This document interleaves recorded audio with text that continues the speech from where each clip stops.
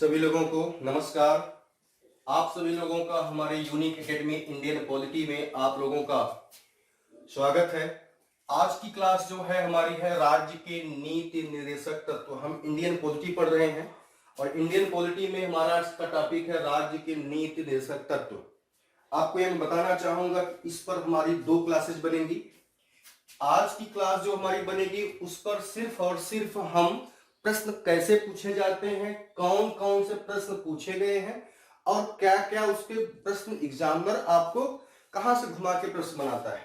क्योंकि लोक सेवा आयोग, स्टेट पब्लिक सर्विस कमीशन, वह फैक्ट के साथ साथ वह प्रश्नों को थोड़ा सा घुमा के पढ़ा रहा है।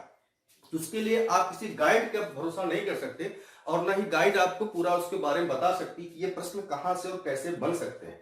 तो आज की क्लास जो होगी मैं प्रश्न कैसे बनते हैं वो बताऊंगा और कल की क्लास में मैं आपको सिर्फ फैक्ट लिखा दूंगा कि वो अनुच्छेद क्रम से दिखा दूंगा कि ये क्या क्या है। लेकिन आज की क्लास बहुत ही जबरदस्त होगी।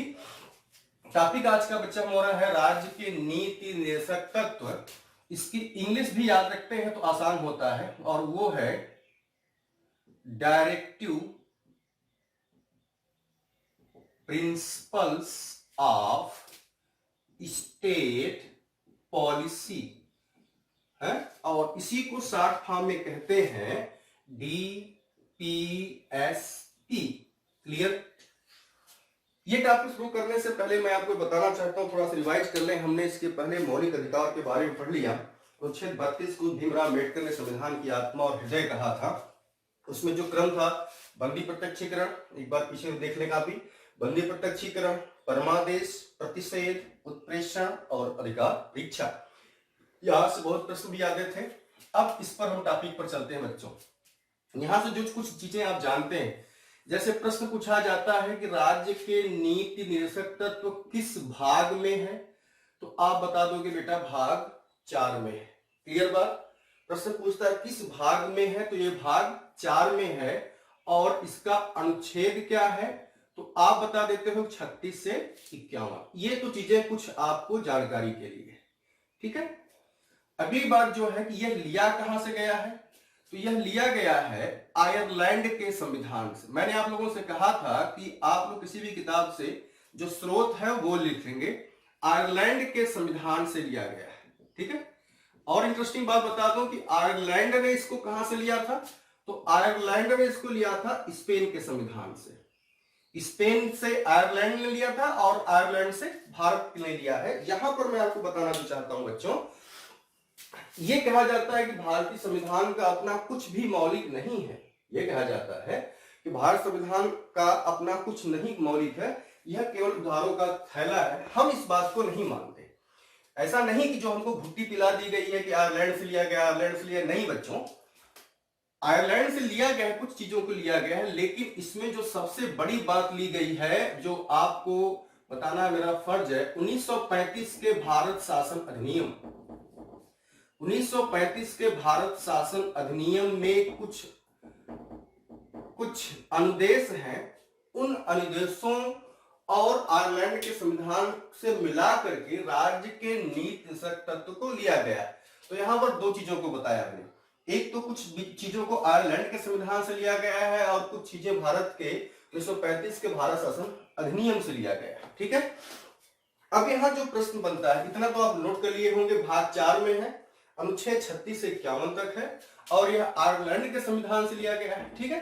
अब हम चलते हैं आगे कि इसको राज्य के नीति निर्देशक तत्व को भारतीय संविधान में स्थापित करने का उद्देश्य क्या था, तो वह था, उद्देश्य नोट कर लेंगे, ये पूछा गया प्रश्न है बच्चों।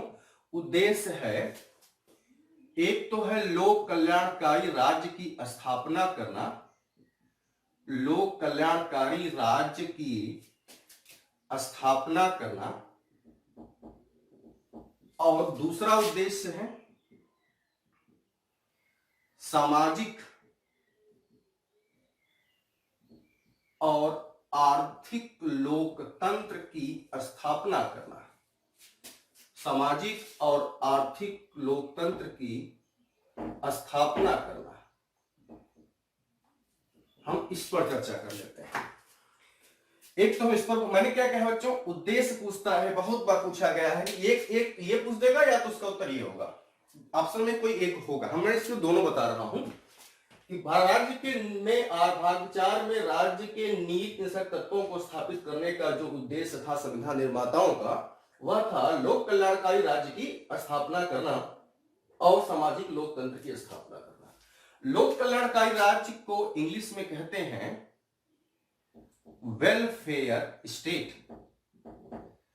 लोक कल्याणकारी राज्य को समझाने से पहले मैं आपको ये बताना चाहता हूं कि पुलिस राज्य क्या होता है, और इसी के का अगला स्वरूप जो है वह है लोक कल्याणकारी राज्य। इसी का अगला स्वरूप जो है वह है लोक कल्याणकारी राज्य,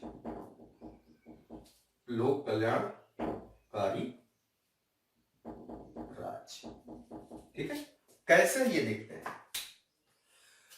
हालांकि जो भी राजनीति शास्त्र के विद्यार्थी रह चुके हैं वो जानते हैं कि राज्य के स्वरूप में हम सबसे पहला जो पढ़ते हैं उदारवादियों को पढ़ते हैं, और फिर इसके बाद समाजवाद पढ़ते हैं, फिर मार्क्सवाद पढ़ते हैं, लोक कल्याणकारी राज्य पढ़ते हैं। तो वो राजनीति शास्त्र विद्यार्थियों टॉपिक हमारा हम है कि हम इसी में अपने को अंतर समझ लें।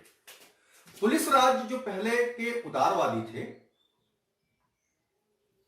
इन्होंने नकारात्मक राज्य का या नकारात्मक राज्य का समर्थन किया। नकारात्मक राज्य का समर्थन मतलब बच्चों, नकारात्मक राज्य के समर्थन करने का मतलब ये कि जो राज्य जो है वह व्यक्तियों के कार्यों में हस्तक्षेप न करे। और ध्यान सुने, जो नकारात्मक थे, नकारात्मक राज्य का समर्थन करने वाले थे, उनका यह मानना था कि ये व्यक्ति के कार्यों में हस्तक्षेप न करें, ये हस्तक्षेप न करें, केवल पुलिस डाकुओं से रक्षा, देश की डाकुओं से रक्षा, देश की रक्षा का कार्य करे। राज्य का कार्य यही है, पुलिस हो जो लोगों की संपत्ति की रक्षा कर सके, सेना हो जो देश की रक्षा कर सके। कहने का मतलब मिनिमम हस्तक्षेप, हस्तक्षेप एकदम राज्य जो है व्यक्तियों के कार्यों में हस्तक्षेप न करे, सभी लोगों को अपने विकास करने के लिए पूरा अवसर दिया जाए। बड़ा सुनने में बड़ा आसान लगता है, बड़ा मजेदार लगता है, अच्छी बात है, अच्छी बात ऐसा किया जाए। नहीं, इसका नुकसान क्या हुआ?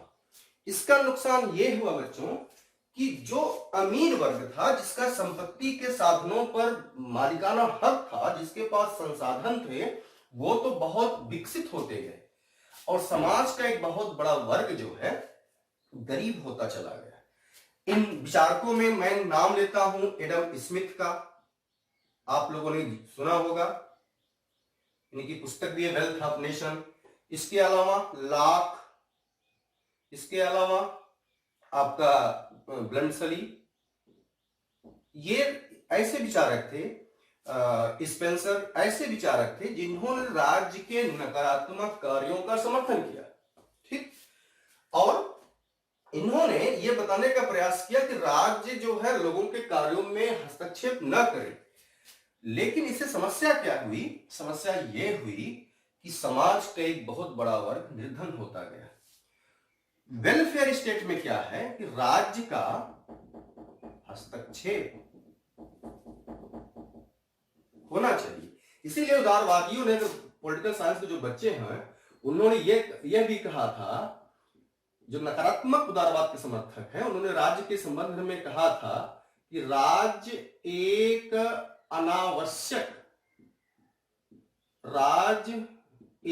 अनावश्यक बुराई है, ये उन्होंने कहा था। ठीक है, लेकिन वेलफेयर स्टेट क्या कहता है कि राज्य का हस्तक्षेप लोगों के कार्यों में होना चाहिए। ये वेलफेयर स्टेट कहता है। हस्तक्षेप किस प्रकार का? जैसे राज्य का कर्तव्य है वो निर्धनता समाप्त करे, राज्य का कर्तव्य है कि वह शिक्षा की व्यवस्था करे, राज्य का कर्तव्य है वो स्वास्थ्य के लिए अस्पताल खुलवाए, राज्य का यह कर्तव्य है वह मादक द्रव्यों पर प्रतिबंध लगाए। अब आप इन चीजों को आप आज के परिस्थितियों के जोड़ सकते हैं। जैसे सरकार ने एक एक राज्य ने एक मिशन चलाया, स्वच्छ भारत अभियान। आपने ये सुना होगा। इसके स्वच्छ भारत अभियान के अंतर्गत क्या था? स्वच्छ भारत अभियान के अंतर्गत ये है कि हर घर के पास शौचालय हो जाए। ठीक है, जो बीमारियां हैं वो घर के अंदर ना ले पाए, ये राज्य हस्तक्षेप कर रहा है। राज्य का कर्तव्य अधिक से अधिक विद्यालय बनाए जो शिक्षा को आगे तक ले जा सके।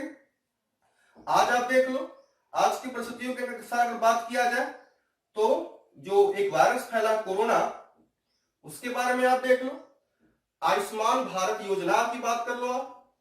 आयुष्मान भारत योजना गरीबों के लिए, जिनका भी आयुष्मान भारत योजना के अंतर्गत कार्ड बना है, उनको क्या है, वो गरीबों के लिए फ्री में उनके इलाज की व्यवस्था की गई। अगर राज्य ऐसा नहीं करता तो उनकी तो मृत्यु निश्चित है। अगर राज्य केवल न हस्तक्षेप करता तो ये तो मुश्किल है। ठीक है, इसलिए व्यक्ति के व्यक्तित्व के विकास के लिए आवश्यक क्या है? राज्य। मादक द्रव्यों का प्रतिबंध ये भी नहीं होने चाहिए।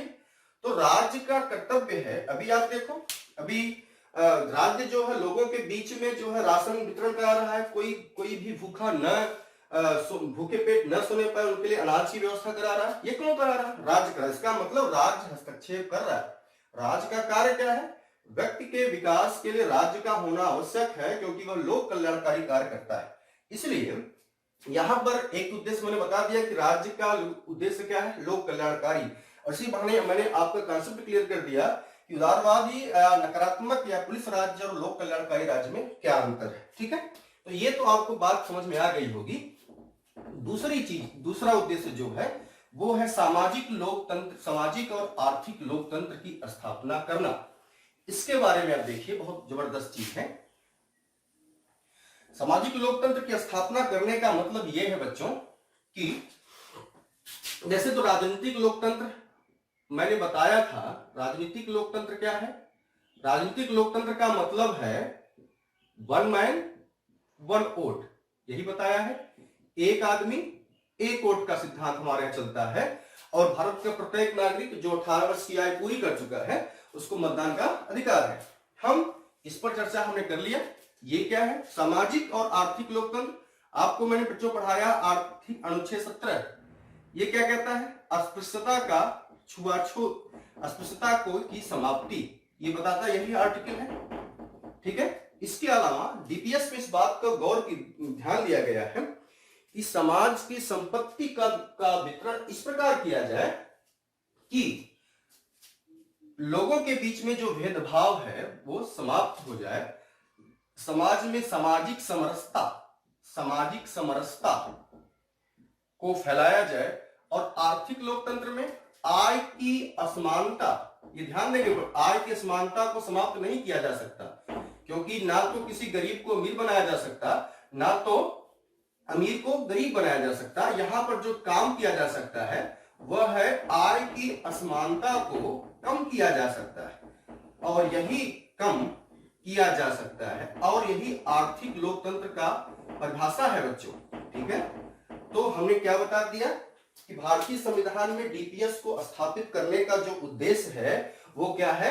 वह एक तो सबसे इंपॉर्टेंट है, मोस्ट इंपॉर्टेंट है कि राज्य को लोक कल्याणकारी राज्य के स्वरूप की स्थापना करना और सामाजिक और आर्थिक लोकतंत्र की स्थापना करना। ठीक है, मैं पूरा मिटा देता हूं। हमें उम्मीद है कि आप काफी कलम लेकर बैठे होंगे और लिख लेंगे।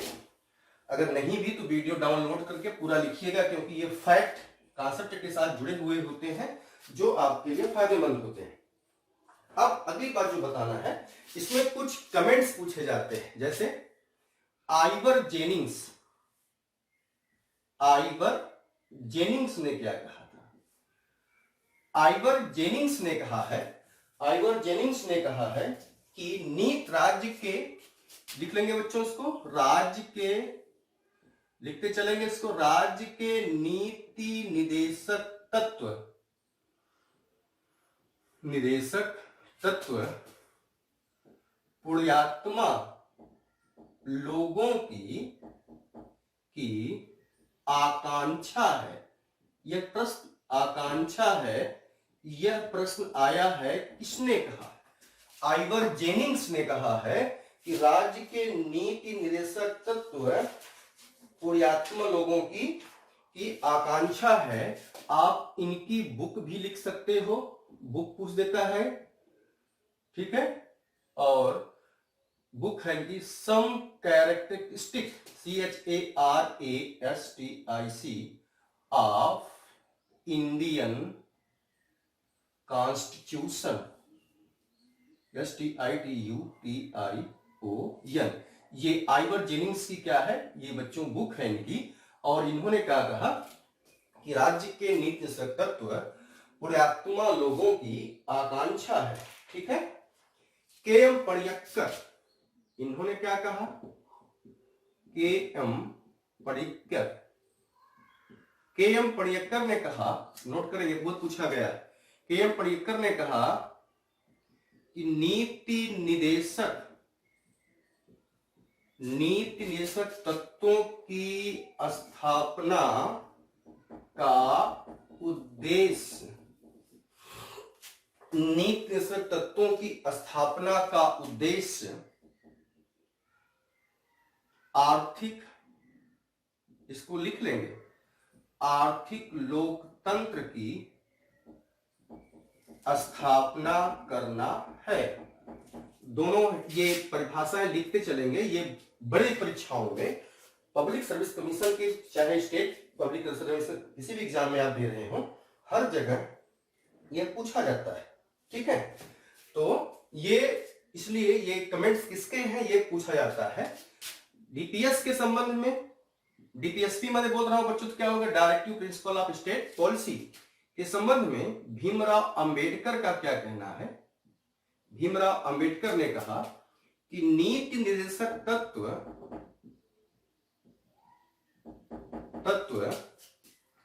राजनीतिक लोकतंत्र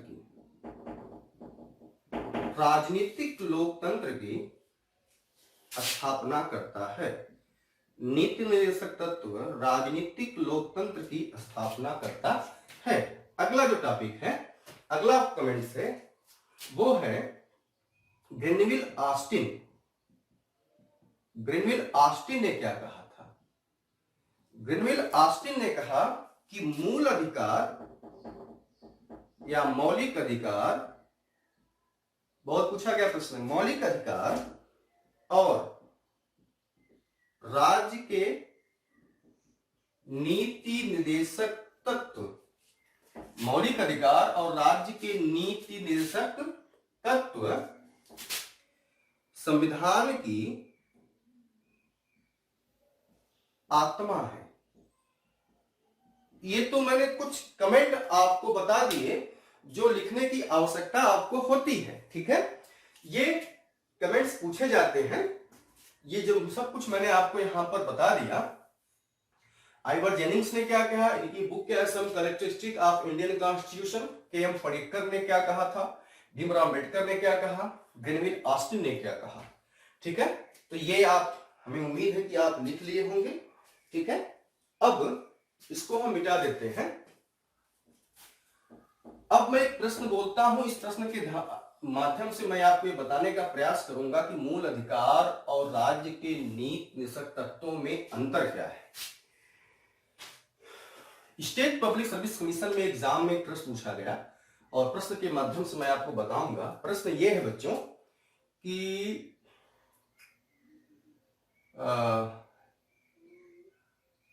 निम्नलिखित में से कौन नीति निर्देशक तत्वों को लागू करने के लिए, ध्यान से प्रश्न नोट कर लें, इसी बहाने में कई टॉपिक बताऊंगा आपको। प्रश्न है ये कि नीति निर्देशक तत्वों में से कौन, निम्नलिखित में से कौन नीति निर्देशक तत्वों को लागू करने के लिए बाध्यकारी है, ठीक। ए विधायी, नंबर बी कार्यपालिक। अब देखिए इसका जो आपके लिए एग्जाम में प्रश्न था, यहां पर ऑप्शन एक दिया था केवल एक, मतलब निश्चित तत्वों को लागू कराने के लिए बाध्यकारी बना दिया, विधायक व्यवस्थापिका के लिए बाध्यकारी वो बनाए। दो, यह कार्यपालिका के लिए बाध्यकारी है कि इस पर नियम क्या नाम है, विधायिका और कार्यपालिका बाध्यकारी बनाने के लिए। सी, एक और दो दोनों के लिए बाध्यकारी बनाया गया है। और डी, न तो एक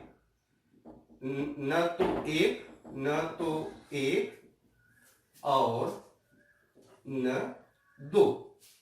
यहां उत्तर होगा ये, मतलब राज्य के निश्चित तत्वों को लागू कराने के लिए बाध्यकारी ये दोनों नहीं है, यह केवल एक नैतिक आकांक्षा है।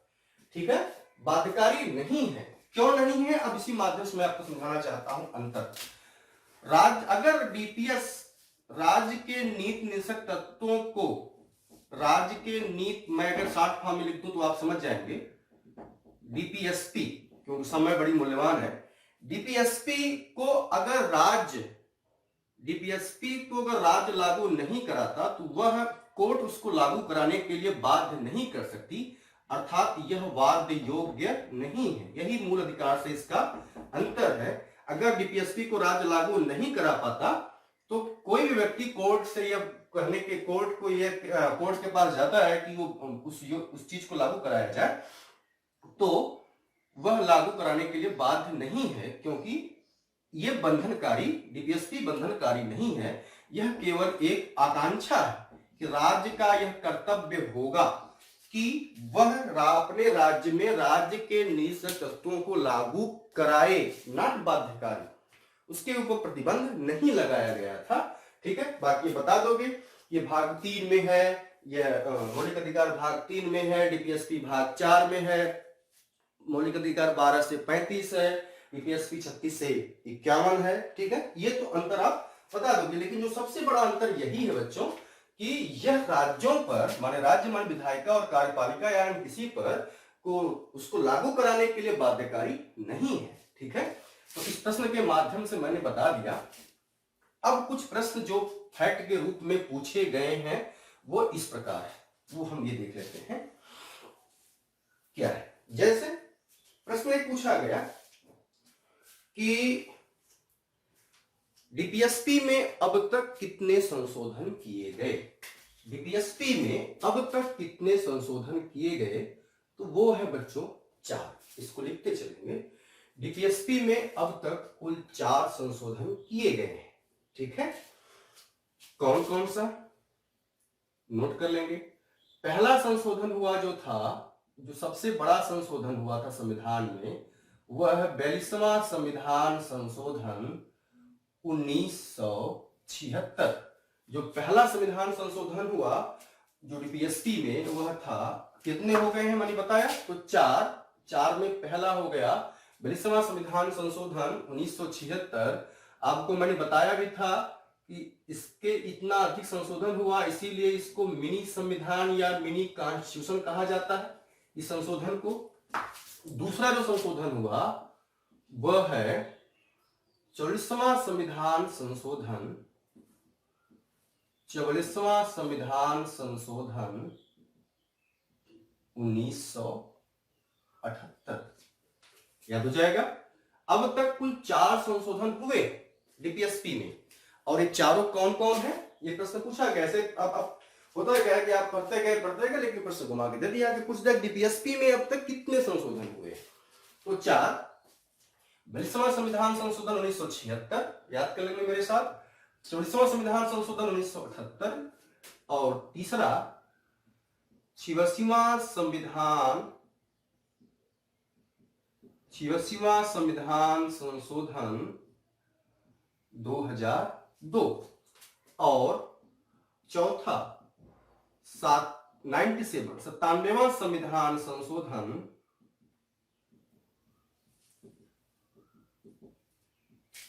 2011। तो बच्चों कितने हो गए संशोधन किए जा चुके हैं, तो 4। पहला कौन सा है, 42वां संविधान संशोधन, दूसरा है 44वां संविधान संशोधन, तीसरा है 86वां संविधान संशोधन, और चौथा है 97वां संविधान संशोधन। ठीक है, अब इनमें क्या क्या जोड़ा गया है ये ध्यान दे लेंगे। इसमें क्या क्या जोड़ा गया तो ये देख लें। पहले हम इसकी बात करें, ये आप नोट कर लिए होंगे ना तीनों चारों को, हम मिटा देते हैं इसको और आप तो इस पर चर्चा करते हैं इसमें क्या क्या जोड़ा गया है। तो पहले हेडिंग हो गई हमारी, प्रश्न तो याद हो गया कि राज्य के नीति निर्देशक तत्वों में कितनी बार संशोधन हुआ, तो 4 टिप पे याद कर लें। पहला 42वां संविधान संशोधन 1976, मेरे साथ बोले। दूसरा 44वां संविधान संशोधन 1978, तीसरा 86वां संविधान संशोधन 2002 और 97वां संविधान संशोधन 2011। ठीक है, तो इसमें क्या क्या जोड़ा गया ये ध्यान देने की जरूरत है। तो इसमें जोड़ा क्या गया, नंबर 1 आर्टिकल ए, मतलब मेरा आर्टिकल कहने का मतलब अनुच्छेद 39A, अनुच्छेद 39 का ए क्या जोड़ा गया इसके द्वारा, ये देख लें। अनुच्छेद ए मतलब आर्टिकल 39A पूरा पढ़ेंगे। ये क्या है, समान और निःशुल्क विधिक सहायता प्राप्त करना। सभी नागरिकों को राज्य का कर्तव्य है कि वह समान और निःशुल्क विधिक सहायता प्राप्त करने का प्रयास करे। तो 42 अमेंडमेंट के द्वारा क्या क्या जोड़ा गया डीपीएसपी में, एक तो पहला ये हो गया। दूसरी बात, दूसरा क्या जोड़ा गया वो देख लेते हैं। दूसरा बच्चों जोड़ा गया अनुच्छेद 39 का एफ।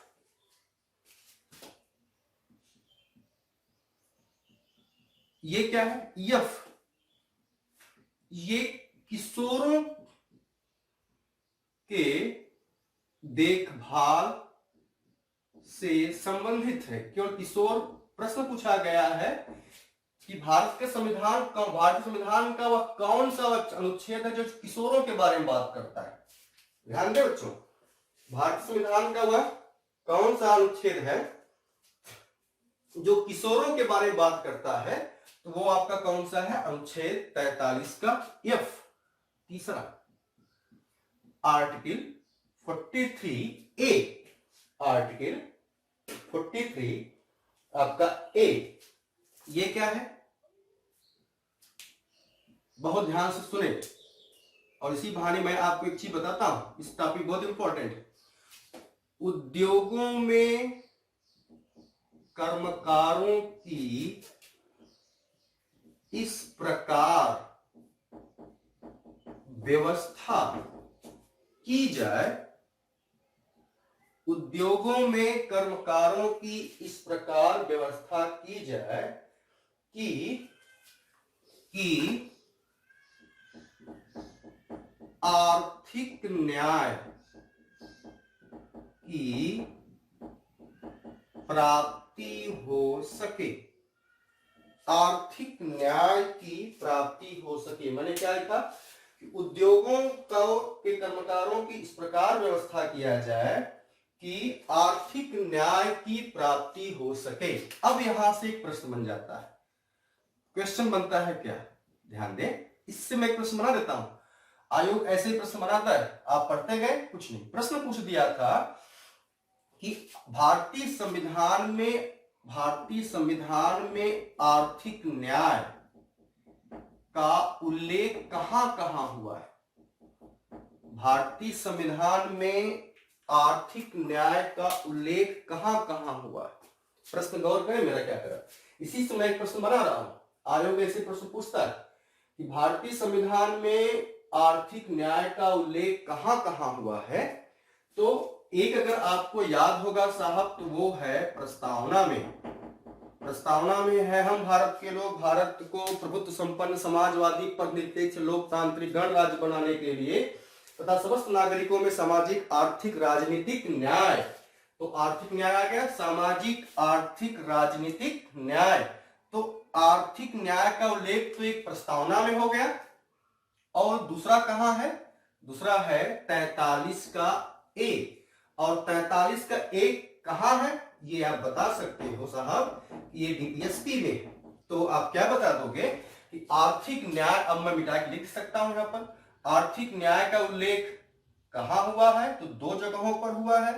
एक तो प्रस्तावना में हुआ है और एक तो प्रस्तावना में हुआ है, आप अनुच्छेद बता दोगे, कमा प्रस्तावना में हुआ है, कहां कहां हुआ? डीपीएसपी में हुआ है और इसका आर्टिकल क्या है? 43 का ए, 43 का ए। ठीक है, इसी बहाने मैंने एक प्रश्न आपको बता दिया। तो अभी तक हमने 3 के बारे में जाना, 42 अमेंडमेंट के द्वारा क्या क्या जोड़ा गया, 1 2 3।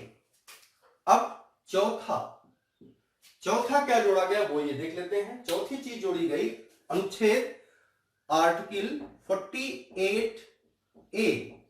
ये क्या है बच्चों? पर्यावरण सुरक्षा।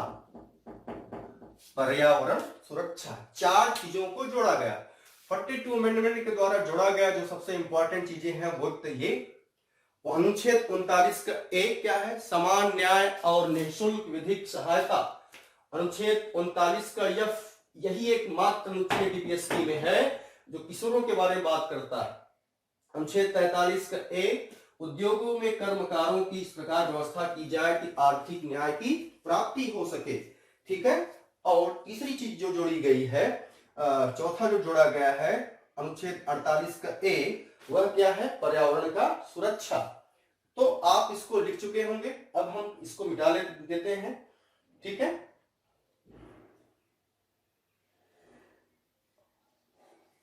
ठीक, अब इसको मैं मिटा देता हूं, आप लिख चुके होंगे। तो 42 एक बार फिर याद कर लें, 42 अमेंडमेंट के द्वारा क्या क्या जोड़ा गया। मेरे साथ काफी मत देखिएगा, मेरे साथ बताइए 42 अमेंडमेंट के द्वारा क्या जोड़ा गया। तो जोड़ा गया, पहला साहब जोड़ा गया 39 का ए, समान न्याय और निःशुल्क विधिक सहायता। नंबर 2 क्या जोड़ा गया? नंबर 2 जोड़ा गया 39 का एफ, किशोरों की बात की गई है उसमें। तीसरा क्या जोड़ा गया है? 45 का ये, उद्योगों में कर्मकारों की या मजदूरों की व्यवस्था इस प्रकार किया जाए कि आर्थिक न्याय की प्राप्ति हो सके। तो इससे प्रश्न बन गया कि भारतीय संविधान में आर्थिक न्याय का उल्लेख कहां किया गया है? तो एक तो प्रस्तावना में किया गया है और दूसरा कहां किया गया है? डीपीएसपी में किया गया है। डीपीएसपी में कहां किया गया है? तो अनुच्छेद 43 का ए, 43 का ए। लास्ट क्या जोड़ा गया? पर्यावरण सुरक्षा। ठीक है, अब अगला क्या जोड़ा गया वो देखते हैं। वो है 44वां संविधान संशोधन 1978। मैंने पहले ही बता दिया है, 44वां संविधान संशोधन 1978 के द्वारा क्या जोड़ा गया है। तो इसमें बच्चों जो जोड़ा गया है, केवल एक चीज जोड़ी गई है, अनुच्छेद 39 के बी में। गौर करें, अनुच्छेद 39 नहीं 38 के बी में क्या जोड़ा गया है, इसको लिखेंगे। मैं इसको बोलता हूं फिर समझाता हूं। बी में है कि राज्य, थोड़ा सा इसको लिखाने की आवश्यकता है बच्चों, क्योंकि इसमें से कुछ बातें हैं जो आपको बताने की जरूरत है मुझको। वो ये है कि हाँ, राज्य का कर्तव्य होगा, इसको थोड़ा लिखने की जरूरत है, इसी में समझाना है मुझे। राज्य का कर्तव्य होगा कि आय की असमानता,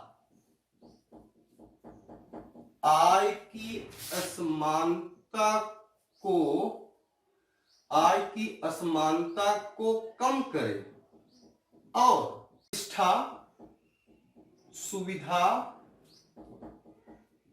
और अवसर, बहुत ध्यान सुने, बहुत एकदम माइन्यूट क्वेश्चन पूछा था इसमें से आयोग में। प्रतिष्ठा, सुविधा और अवसर की असमानता को समाप्त करे। राज्य का कर्तव्य होगा कि वह आय की असमानता को कम करे। अब यहां प्रश्न क्या बनता है, मैं आपको प्रश्न बनाता हूं। प्रश्न है कि 4 प्रकार की असमानताओं का उल्लेख कहां किया गया है?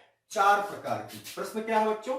देखो, ऐसा ही प्रश्न बनता है, हम पढ़ते चले जाते हैं लेकिन प्रश्न बनाने वाला बनाता है क्या कि 4 प्रकार की डीपीएस में, और क्लियर कर दे कि डीपीएसपी में 4 प्रकार की असमानता का उल्लेख कहां किया गया या किस अनुच्छेद में किया गया है? 4 प्रकार की असमानता का उल्लेख किस अनुच्छेद में किया गया है? तो वो साहब कौन सा अनुच्छेद हो गया आपका? 38 का बी। तो 4 कौन सी हैं आप देख सकते हो।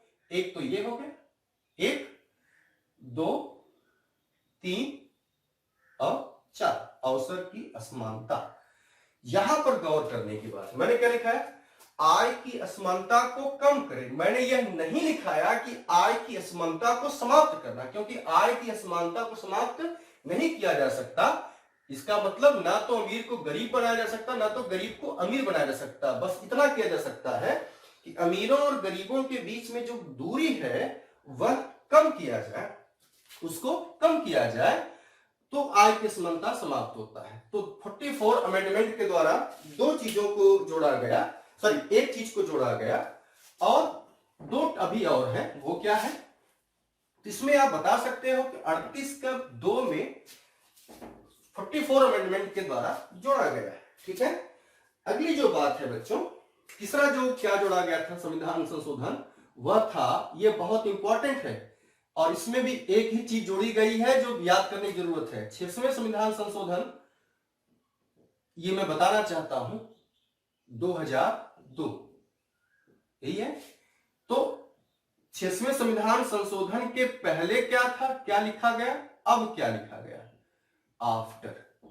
ऐसे बना लेंगे तो आपको क्लियर होगा। जब 44 अमेंडमेंट नहीं हुआ था, सॉरी 86 अमेंडमेंट नहीं हुआ था, तो डीपीएसपी में क्या लिखा गया था? डीपीएसपी में अनुच्छेद 45 में आर्टिकल 45 में क्या लिखा गया था? लिखा गया था कि राज्य का यह कर्तव्य है कि 6 से 14 वर्ष के बालकों को, 6 से 14 वर्ष के बालकों को निःशुल्क और अनिवार्य शिक्षा उपलब्ध कराए। गौर करें बेटे, जब ये संशोधन नहीं हुआ था, इसके पहले ये लिखा था क्या कि 6 से 14 वर्ष के बालकों को निःशुल्क शिक्षा उपलब्ध कराए।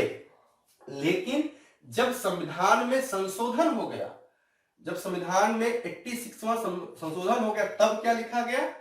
अब लिखा गया है कि 0 से 6 वर्ष के बच्चों को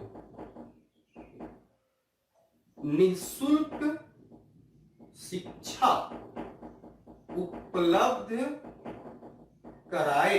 अब यहां ज्ञात करने की जरूरत है, क्योंकि ये बिफोर है 86 अमेंडमेंट के पहले, और यही बच्चों क्या है, यही आपका है। तो अनुच्छेद 21 का ए याद कीजिए, मौलिक अधिकार में जुड़ गया क्या, शिक्षा का अधिकार। अनुच्छेद 21 का ए, अब ये जुड़ गया। जब 21 ए मौलिक अधिकार हो गया, तो वहां क्या लिख दिया गया कि 6 से 14 वर्ष के बालकों को निःशुल्क शिक्षा उपलब्ध कराए। यह तो बाध्यकारी है, जो संशोधन के बाद लिख दिया मौलिक अधिकार में, परंतु यह बाध्यकारी नहीं है, यह बाध्यकारी नहीं है, क्योंकि उपलब्ध जो है ये पोजीशन है आफ्टर, अब ये लिख दिया गया है, इसकी जगह अब ये है। एक चीज और लास्ट इसमें थोड़ी सी है, एक चीज और जो चौथा संशोधन है वो कर लेते हैं, लास्ट वाला।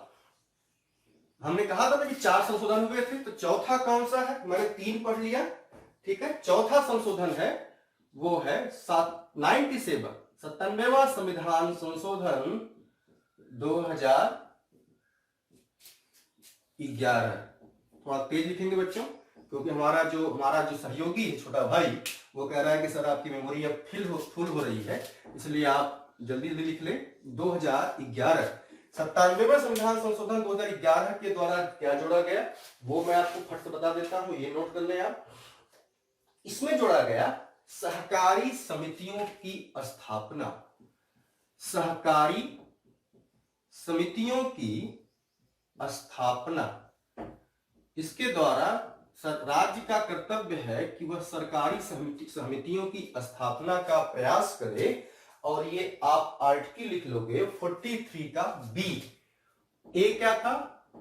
आय में वो कर्मकारों में असमानता, आर्थिक न्याय का उल्लेख किया गया था। सॉरी, यहाँ बी होना चाहिए, मैं ए लिख दिया था। 43 के बी में है सहकारी समितियों की स्थापना का प्रयास करें, और इसके लिए अनुच्छेद कौन सा है 43 का बी।